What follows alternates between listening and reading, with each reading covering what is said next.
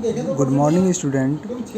A chord of a circle of radius 12 centimeter, substance and angle of 120 degree at the center. Find the area of corresponding segment of the circle. Here in the question, one circle is given, so we draw the circle. This is the center of the circle, name O, and one chord. This is the chord of circle, naming A and B. This is the corresponding segment. We find the area of corresponding segment, means we find the area of this segment. Okay, for this, center O meet the point A and also meet the point B. So OA is the radius and OB is also the radius, and the central angle is 120 degree. Central angle is 120 degree. Okay, so here in the question, radius are given. Radius is 12 centimeter. Central angle theta is given 120 degree. So we find the corresponding segment of the area.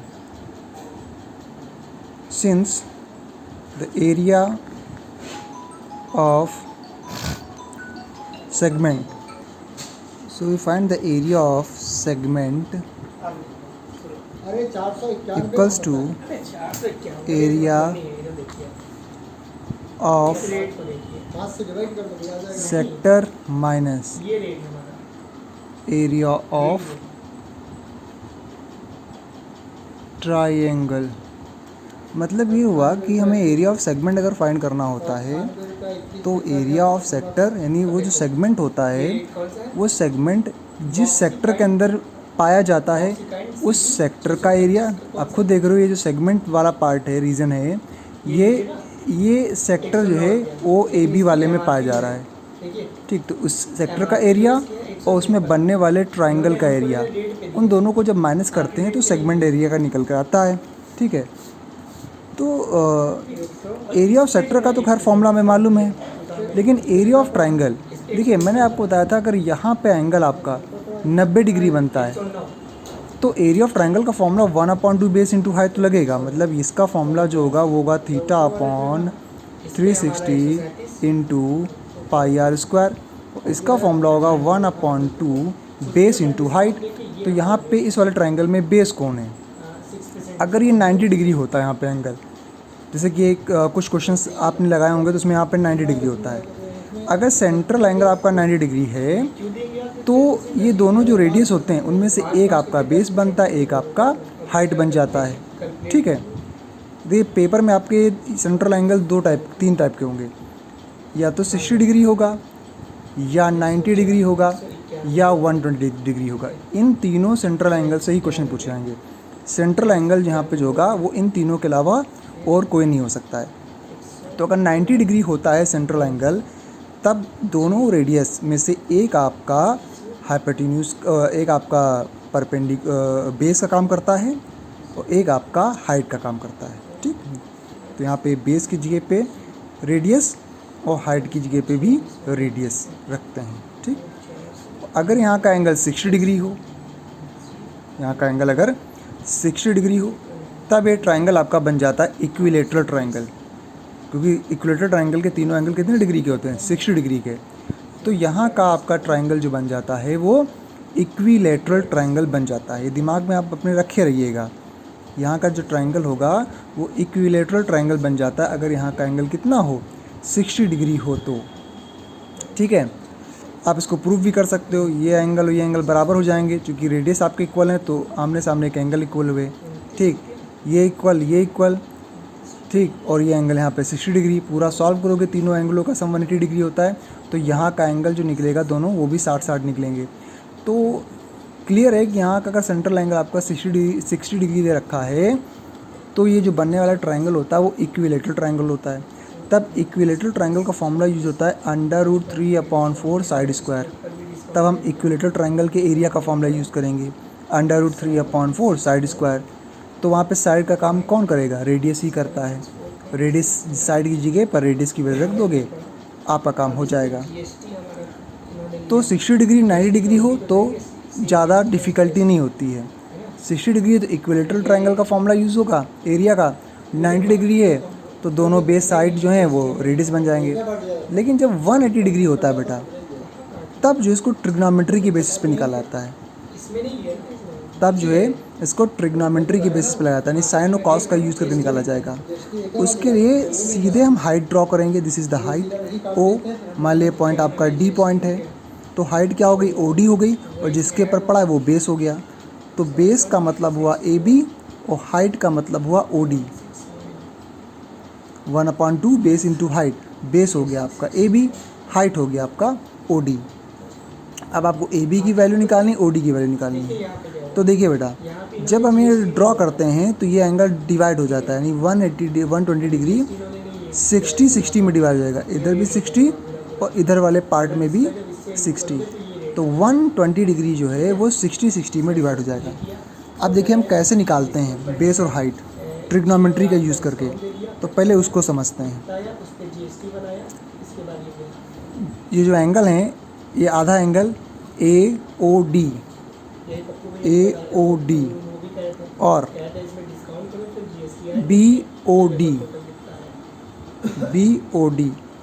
ये दोनों ही angle जो हैं कितने degree के हो जाएंगे? 60 degree के हो जाएंगे। 120 का आधा कितना हुआ? 60 डिग्री। ठीक है, इसको हम ज़्यादा बेटर ये कर देंगे कि हम इसको आधा करके दिखा भी दें। 120 का आधा किया तो कितना आया? 60 डिग्री। ठीक, तो ये आधा एंगल आपका 60 डिग्री आ गया।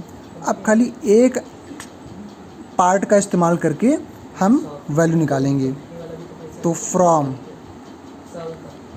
ट्राइंगल, एक ट्राइंगल खाली आप लो, OAD, खाली इतना वाले ट्राइंगल को लो, OAD। हमने आधा वाला पार्ट लिया सिर्फ, OAD। ठीक है,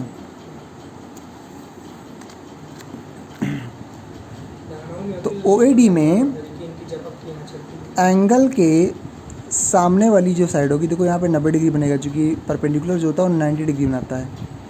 तो ट्रिग्नोमेट्री के नियम के अनुसार एंगल के सामने की साइड परपेंडिकुलर होती है। एंगल के सामने की साइड क्या होती है?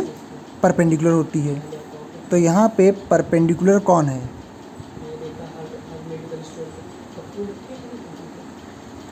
परपेंडिकुलर जो है वो कौन सी साइड है? AD, एंगल के सामने की साइड। एंगल यहाँ पे 60 डिग्री दे रखा है, 60 के सामने कौन है? AD। तो AD आपका परपेंडिकुलर हुआ। तो परपेंडिकुलर वाली जो लाइन है उससे 90 डिग्री बनाने वाली दूसरी लाइन कौन सी है? परपेंडिकुलर लाइन है। इससे देखिए यहाँ पे 90 डिग्री बनाने वाली जो दूसरी लाइन है, यहाँ पे 90 डिग्री क्यों बनेगा? क्योंकि परपेंडिकुलर हमेशा जहाँ पे कट करता है वहाँ पे 90 डिग्री बनाता है, इसलिए यहाँ पे 90 डिग्री बनाने वाली जो लाइन है वो OD है। तो OD जो है वो बेस का काम करेगा। अगर परपेंडिकुलर मालूम चल जाए तो उससे 90 डिग्री बनाने वाली जो साइड होती है वो OD होती है। तो ये OD हो गया। ठीक, तो ये आपका बचा OA।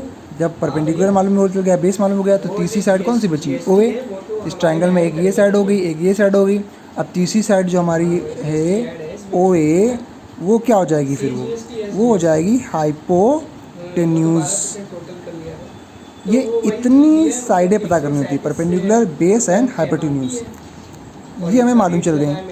ठीक, अब बेटा दो फॉर्मूले होते हैं, एक साइन थीटा होता है, एक कॉस थीटा होता है। ठीक है, वो भी फॉर्मूले हम आपको बता देते हैं, यहाँ साइड में लिख देते हैं। देखिए, साइन थीटा का फॉर्मूला होता है परपेंडिकुलर अपॉन हाइपोटेन्यूज, ये याद रखिएगा। साइन थीटा का फॉर्मूला होता है परपेंडिकुलर अपॉन हाइपोटेन्यूज। और कॉस थीटा का फॉर्मूला क्या होता है, ये आप याद रखिएगा। एक यहाँ पे फॉर्मूला होता है इस टाइप से, PBP अपॉन HHB, पाकिस्तान भूखा प्यासा, हिंदुस्तान हरा भरा। तो ये वाला जो पहला वाला होता है साइन बताता है, दूसरा वाला ग्रुप जो होता है कॉस बताता है, तीसरा वाला ग्रुप टेन बताता है। तो साइन जो हुआ परपेंडिकुलर अपॉन हाइपोटेन्यूज, और कॉस क्या हुआ base upon hypotenuse. Cos theta जो होता है वो बेस अपॉन हाइपोटेन्यूज होता है। ये फॉर्मूले यूज़ होते हैं, ठीक। तो रेडियस हमें गिवन है, तो रेडियस लेंगे, और अगर हमको बेस निकालना है तो फिर हम एडी लेंगे, रेडियस के साथ एडी लेंगे।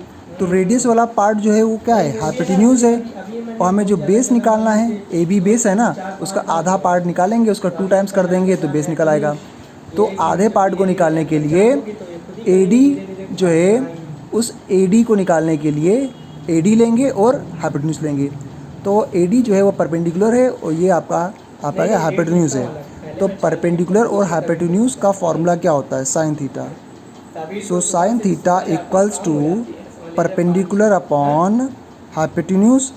तो परपेंडिकुलर का मतलब हुआ एडी और हाइपोटेन्यूज का मतलब हुआ ओए। वैल्यू रख दीजिए साइन। अब यहाँ पे एंगल कितना बनना है, थीटा एंगल कितना है 60 डिग्री, आधा एंगल कितना है 60 डिग्री। एडी आपको निकालना है, और ओए आपका रेडियस है, रेडियस कितना दिया हुआ है 12 सेंटीमीटर दे रखा है। तो साइन 60 डिग्री, तो साइन 60 की जो वैल्यू होती है वो आप याद रखिएगा, साइन 60 की वैल्यू होती है √3/2 AD अपॉन 12, ठीक है। इसको थोड़ा सा सॉल्व कर लीजिए, 2 1 जा 2, 2 6 जा 12। तो AD की √3 इक्वल्स टू AD अपॉन 6, ठीक है। तो बच्चों AD कितना आ जाएगा, AD आपका आ जाएगा, AD जो आपका आ जाएगा वो आ जाएगा आपका 6√3, 6√3 कितना आ जाएगा। इसका 2 टाइम्स कर दीजिए, आपको बेस निकालना है, बेस निकालना है आपको AB, तो इसको 2 टाइम्स कर दीजिए। सो AB इक्वल्स टू 2 टाइम्स कर दिए, 2 6 जा 12√3, 12√3 आ गया, ठीक। अब आपको निकालना है, बेस निकाला है, अब आपको निकालना है हाइट। हाइट निकालने के लिए हमें रेडियस के साथ क्या चाहिए, हाइपोटेन्यूज वाले पार्ट के साथ हमें OD चाहिए। तो ये हाइपोटेन्यूज हो गया रेडियस, और OD क्या हो गया आपका, बेस हो गया। तो बेस और हाइपोटेन्यूज वाला फॉर्मूला कौन सा है, कॉस थीटा। तो यहाँ पे हम कॉस थीटा यूज़ करेंगे, cos theta base upon hypotenuse. तो बेस यहाँ पे जो है वो बेस का काम कौन कर रहा है, बेस का काम कर रहा है OD, वो OD रख देंगे यहाँ पर। और हाइपोटेन्यूज का काम कौन कर रहा है, OA। OA क्या है, रेडियस है, रेडियस की वैल्यू कितनी है 12 सेंटीमीटर। cos 60, cos 60 की वैल्यू जो है वो 1/2 हुई, 2 1 जा 2, 2 6 जा 12। तो OD की वैल्यू 6 आ गई, तो दोनों आ गई। अब आप यहाँ पे सीधे एरिया निकाल लीजिए, area of segment, area of segment सीधे वैल्यू रखिए। तो एरिया ऑफ सेगमेंट में थीटा, तो जब सेक्टर की बात करते हो तो थीटा आपका टोटल है कितना 120 डिग्री, थीटा कितना है 120 डिग्री अपॉन 360, पाई की वैल्यू 22/7, आर स्क्वायर मतलब 12 का स्क्वायर, रेडियस का स्क्वायर ना, -1/2 बेस, बेस आपने कितना निकाला है, बेस निकाला है 12√3 इंटू हाइट, हाइट कितना निकाला है 6। अब आपको सीधे बेटा सॉल्व करना है, सॉल्व करके आंसर आ जाएगा। ये बेटा कैलकुलेशन हो गया, ठीक है। पूरा मल्टीप्लाई कराया तो आपका ये आया 6 6 जा 36 √3। इसको डिवाइड करने पे ये पाया, पॉइंट के बाद 2 डिजिट तक, और ठीक है। अब देखिए √3 की जो वैल्यू होती है 1.73 होती है, इसको आप याद कर लीजिए। √3 की वैल्यू जो होती है 1.73 होती है, 1.73 आप इसकी वैल्यू रख दीजिए, सॉल्व कर लीजिए, आपका आंसर आ गया। आपका होमवर्क है कि ये क्वेश्चन नंबर कौन सा हमने कराया है, क्वेश्चन नंबर 6। आप क्वेश्चन नंबर 7 8 कर लीजिए, क्वेश्चन नंबर 7 एंड 8 2 क्वेश्चन आप कर लीजिए।